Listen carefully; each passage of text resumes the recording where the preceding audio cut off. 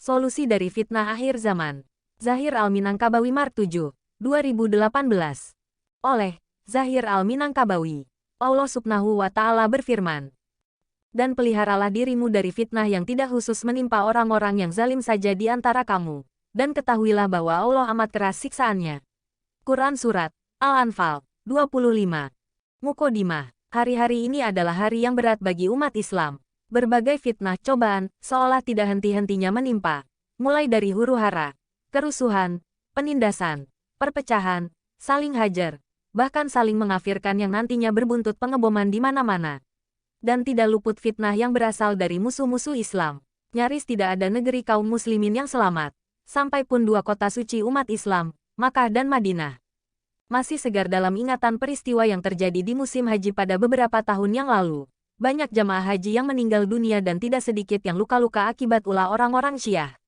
Begitu pula setelahnya, aksi teror pengeboman yang terjadi di Masjid Nabawi yang juga menelan korban.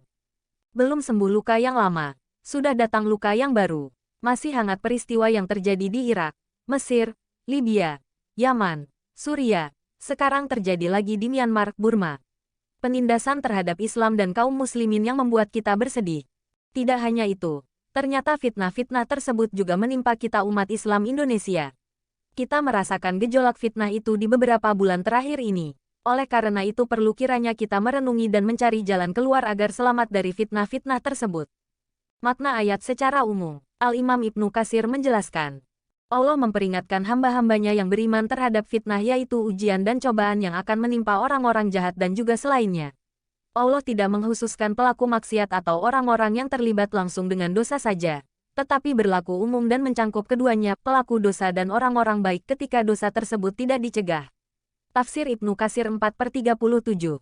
Imam Ahmad meriwayatkan dalam musnadnya dari Mutarif. Ia menuturkan, kami pernah bertanya kepada Zubair bin Awam, wahai Abu Abdillah, apa yang sedang menimpa kalian, para sahabat? Kalian disusahkan oleh urusan terbunuhnya Khalifah Utsman bin Affan, lalu kalian menuntut darahnya. Maka Zubair menjawab, sesungguhnya kami telah membaca di masa Rasulullah, Abu Bakar, Umar, Utsman, ayat, dan peliharalah dirimu daripada fitnah yang tidak khusus menimpa orang-orang yang zalim saja di antara kamu. Quran Surat Al-Anfal 25. Namun kami tidak mengira bahwa kami masuk dalam ayat itu sampai ketika fitnah itu terjadi dan menimpa kami. Musnad Imam Ahmad 4/165. Makna fitnah dalam Al-Quran. Di dalam Al-Quran atau Sunnah banyak terdapat kata fitnah dengan makna yang berbeda sesuai dengan konteksnya masing-masing. Di antara makna fitnah, lihat makna-makna lain dalam kitab Nadratu An-Naim fi Makarimi Akhlak Ar-Rasul Al-Karim 11/5184-5190. 1. Ujian dan cobaan. Seperti dalam ayat. Dan ketahuilah, bahwa harta dan anak-anakmu itu hanyalah sebagai fitnah dan sesungguhnya di sisi Allah lah pahala yang besar. Quran Surat Al-Anfal 28. 2. Adzab. Seperti dalam ayat. Sesungguhnya kami menjadikannya, pohon zakum itu, sebagai fitnah bagi orang-orang yang zalim. Quran Surat Ash-Shafat 63. 3. Syirik dan kekufuran. Seperti dalam ayat. Dan perangilah mereka, supaya jangan ada fitnah dan supaya agama itu semata-mata untuk Allah.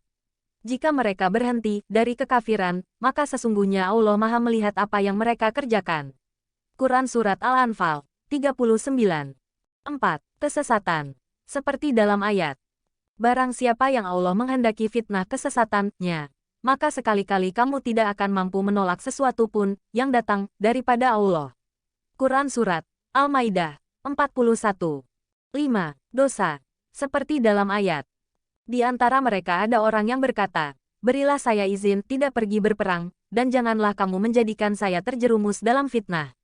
Ketahuilah bahwa mereka telah terjerumus ke dalam fitnah dan sesungguhnya jahanam itu benar-benar meliputi orang-orang yang kafir. Quran Surat At-Taubah 49. Macam-macam fitnah. Imam Ibnul Qayyim mengatakan, fitnah ada dua macam.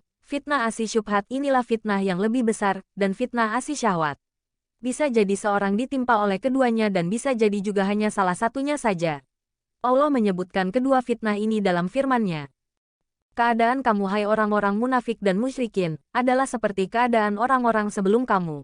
Mereka lebih kuat daripada kamu, dan lebih banyak harta dan anak-anaknya dari kamu. maka mereka telah menikmati bagian mereka, dan kamu telah menikmati bagian kamu sebagaimana orang-orang yang sebelummu menikmati bagiannya.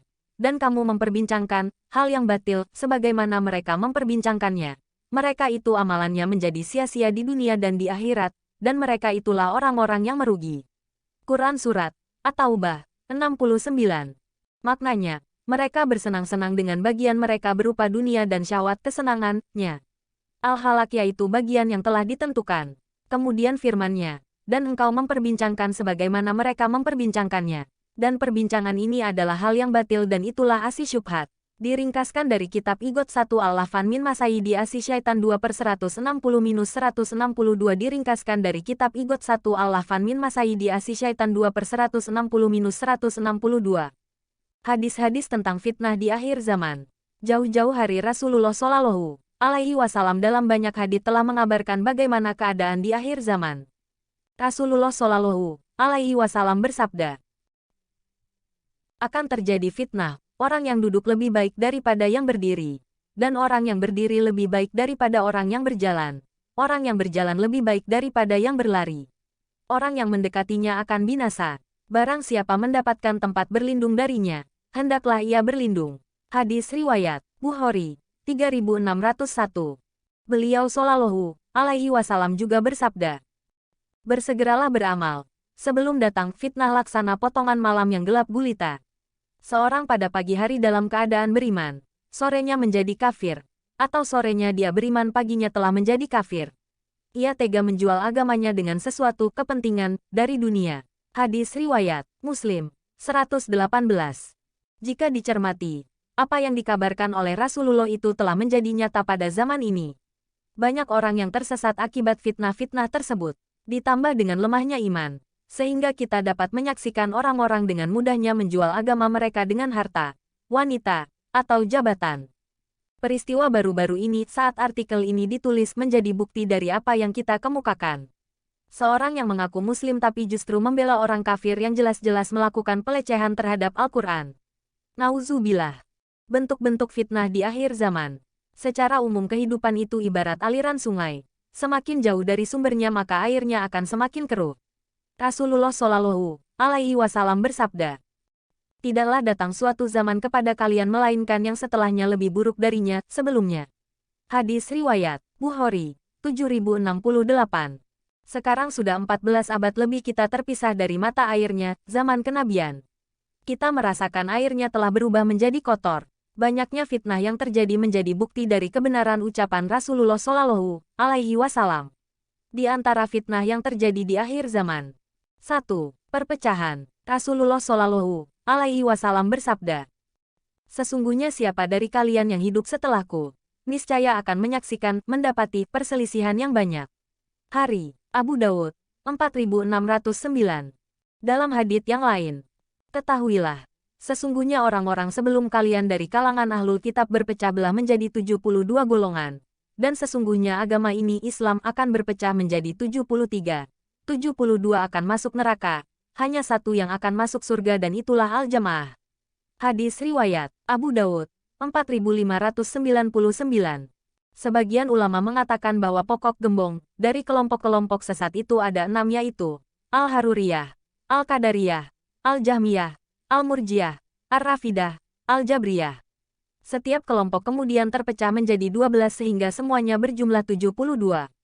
Lihat Al-Muntaka An-Nafis min Talbis Iblis Hal 41. 2. Pengepungan musuh-musuh. Rasulullah Shallallahu Alaihi Wasallam bersabda, hampir saja umat-umat itu, musuh, mengerumuni kalian seperti orang-orang yang makan mengerumuni nampannya.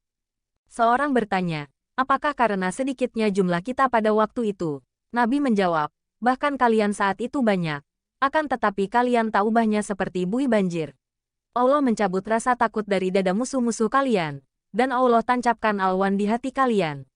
Ada yang bertanya, wahai Rasulullah apa itu alwan?